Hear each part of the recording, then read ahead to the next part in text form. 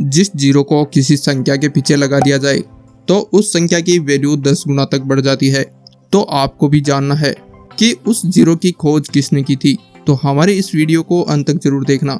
आपको विश्वास दिलाता हूँ कि आपको ये वीडियो बहुत ज़्यादा पसंद आने वाला है। और हाँ, चैनल को भी सब्सक्राइब जरूर कर लेना ताकि नया वीडियो जब भी आए आपको मिले सबसे पहले। तो दोस्तों, आप देख रहे हैं लाइफ स्टोरी फैक्ट और हम आपके लिए हर बार लाते हैं मोटिवेशन, शिक्षाप्रद और रोचक तथ्यों से भरपूर महापुरुषों की बायोग्राफी। तो आइए जानते हैं जीरो की खोज कैसे हुई।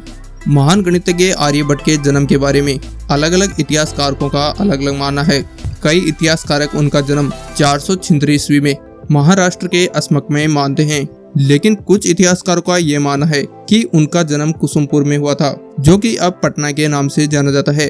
आर्यभट्ट प्राचीन काल के सबसे महान खगोल शास्त्र व गणितज्ञों में से एक है और आज भी इनको इन महान सिद्धांतों के लिए जाना जाता है। आर्यभट्ट ने अपने जीवन काल में कई सारे ग्रंथों की रचना की थी, जिनमें से आर्यभट्टीय तंत्र 10 गीति का ग्रंथ प्रमुख है। और आपको ये जानकर हैरानी होगी कि उनकी प्रसिद्ध रचना आर्यभट्टिया, जो कि एक गणित की पुस्तक थी, इस पुस्तक को आर्यभट्ट ने कविता के रूप में लिख दिया था और इस कारण से यह पुस्तक प्राचीन काल की बहुचर्चित पुस्तकों में से एक मानी जाती है।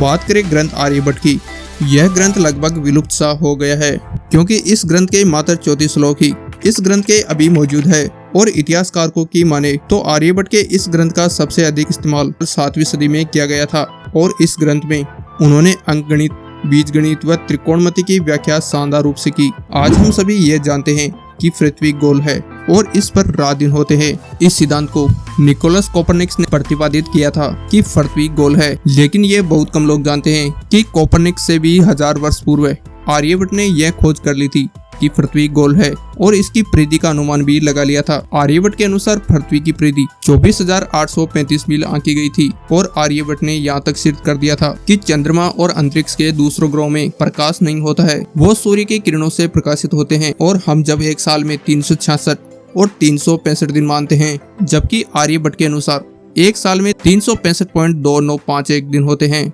और आर्यभट्ट ने पाई का मान 62,832 बटा 20,000 यानी कि 3.1416 बताया था। शून्य की खोज भी आर्यभट्ट के द्वारा की गई थी और इसी कारण से आज आर्यभट्ट को गणित के क्षेत्र में जाना जाता है। और आर्यभट्ट ने यह सिद्ध किया कि पृथ्वी अपने अंश पर निरंतर घूमती रहती है, जिसकी वजह से आसमान में तारों की स्थिति बदलती रहती है और पृथ्वी को अपने अंश पर घूमकर सूर्य के चारों ओर एक चक्कर लगाने में 23 घंटे 56 मिनट व 1 सेकंड का समय लगता है। आर्यभट्ट ने सूर्य से बाकी ग्रहों की दूरी बता दी थी, जो आज के माप से लगभग मिलती जुलती है। और आर्यभट्ट की खगोलीय गणना के अनुसार ही जलाली कैलेंडर बनाया गया था। 19 अप्रैल 1975 को भारत सरकार द्वारा अपना पहला उपग्रह अंतरिक्ष में छोड़ा था, जिसका नाम आर्यभट्ट के नाम पर रखा गया था। इंडियन स्पेस रिसर्च ऑर्गेनाइजेशन यानी कि इसरो द्वारा वायुमंडल के सतह मंडल में बहुत सारे जीवाणुओं को खोज की थी और इस जीवाणुओं की एक प्रजाति का नाम वेसिलस आर्यभट्ट रखा गया था। और उत्तराखंड के नैनीताल में आर्यभट्ट के नाम पर वैज्ञानिक संस्थान का नाम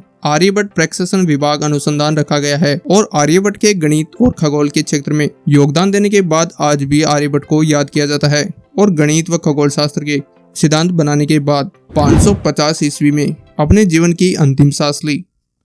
तो दोस्तों, ये थी आर्यभट्ट की जीवन कहानी। उम्मीद करता हूँ आपको ये वीडियो पसंद आया होगा। वीडियो छोड़ने से पहले वीडियो को लाइक करें और अपने दोस्तों के साथ भी शेयर कर दे। वीडियो में अंत तक बने रहने के लिए लाइफ स्टोरी फैक्ट की ओर से आपको धन्यवाद।